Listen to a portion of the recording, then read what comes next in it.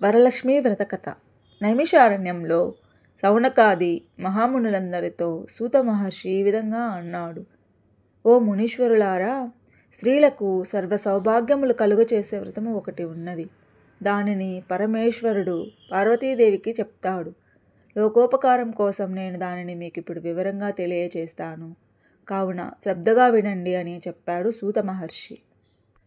పూర్వము పరమేశ్వరుడు కైలాసములో సింహాసనంపై ఆసీనులై ఉండగా ఇంద్రాది దేవతలు, దిక్పాలకులు, నారదాది మహామునీశ్వరులు స్తోత్రం చేస్తూ పరమేశ్వరుని కీర్తిస్తున్నారు. ఆ ఆనంద సమయంలో పార్వతీదేవి పరమేశ్వరునితో, ఓ నాదా, స్త్రీలు సర్వ సౌభాగ్యములు పొంది పుత్ర పౌత్రాభివృద్ధితో తరించుటకు తగిన వ్రతము ఒకదానిని తెలియచేయవలసిందిగా అడిగింది. ఆమె మాటలకు పరమేశ్వరుడు ఎంతో సంతోషించి, దేవి, నీవు కోరిన విధంగా స్త్రీలకు సర్వ సౌభాగ్యములు కలుగచేసే వరలక్ష్మీ వ్రతం అనే ఒక వ్రతం ఉన్నది. శ్రావణ మాసంలో శుక్లపక్ష పూర్ణిమకు ముందు వచ్చే శుక్రవారం నాడు ఈ వరలక్ష్మీ వ్రతమును చేయాలి అన్నాడు పరమేశ్వరుడు. అప్పుడు పార్వతీదేవి, నాదా, వరలక్ష్మీ వ్రతమును ఎలా చేయాలి, ఏ విధంగా చేయాలి, ఎవరైనా ఇంతకు మునుపు చేసి ఉన్నారా అని అడగగా, అప్పుడు శివుడు చెప్తాడు, ఓ కాత్యాయని, పూర్వము మగధ దేశమున కుండినము అనే ఒక పట్టణము ఉండేది. ఆ పట్టణములో చారుమతి అనే ఒక బ్రాహ్మణి స్త్రీ ఉండేది. ఆమె పతియే ప్రత్యక్ష దైవముగా భావించి తెల్లవారుజామునే నిద్రలేచేది. అలా తెల్లవారుజామునే నిద్రలేచి పతిదేవుణ్ణి పువ్వులతో కొలిచి ఆ తరువాత అత్తమామలకు అవసరమైన అనేక సేవలు చేసేది. ఇంటి పనులన్నీ ఓర్పుతో నేర్పుతో చేసుకుంటూ ఉండేది. అందరితో మితంగా కానీ ప్రియంగా కానీ మాట్లాడుతూ ఉండేది. గయ్యాలిగా కాకుండా ఇంత అనుకోవగా ఉన్న ఆ మహాపతివ్రతను చూసిన మహాలక్ష్మికి ఆమె మీద అనుగ్రహం కలిగింది. ఒకరోజు ఆ మహా ఇల్లాలికి మహాలక్ష్మి కలలోకి వచ్చి ఇలా చెప్పింది, ఓ చారుమతి, నేను వరలక్ష్మీదేవిని.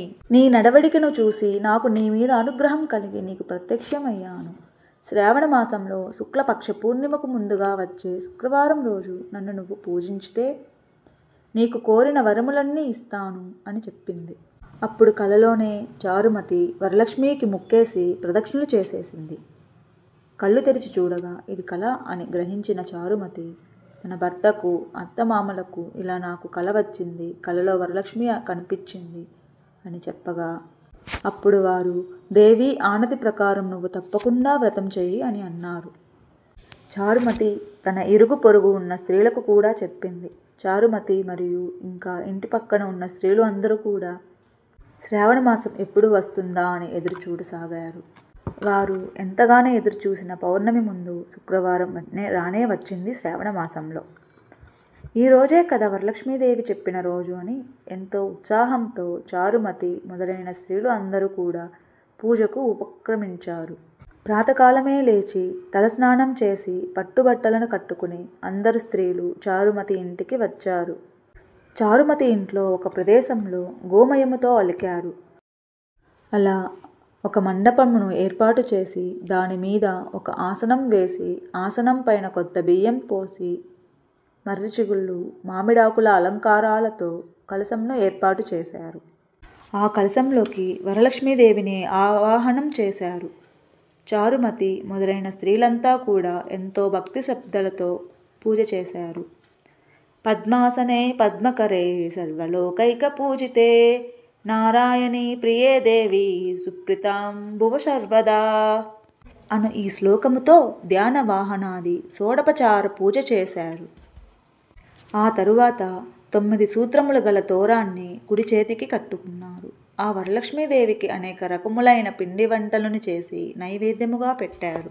ఆ తరువాత ప్రదక్షిణం చేస్తుండగా ఆ స్త్రీలందరికీ గల్లు గల్లుమని శబ్దం వినిపించింది. వెంటనే కాళ్ళను చూసుకుంటే గజ్జలు మొదలైన ఆభరణములు కనిపించాయి. రెండవ ప్రదక్షిణ చేయగానే చేతులకు దగదగలాడే నవరత్నాలతో కూడిన కంకణములు మొదలైన ఆభరణములు కనిపించాయి. మూడవ ప్రదక్షిణం చేయగానే స్వర్ణ భూషాలంకృతులయ్యారు.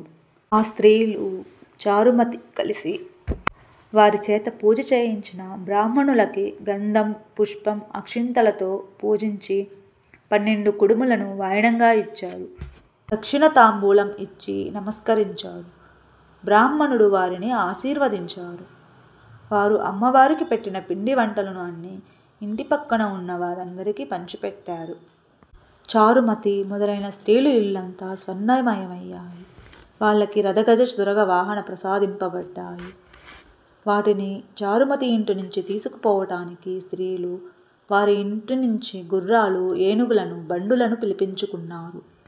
వారు వాళ్ళ ఇళ్ళకి తిరిగి వెళ్తుండగా దారిలో చారుమతి గురించి ఇలా అనుకున్నారు. చారుమతి ఎంత మంచిదో కదా, తనకు వచ్చిన కళని తను మాత్రమే కాకుండా అందరికీ చెప్పింది.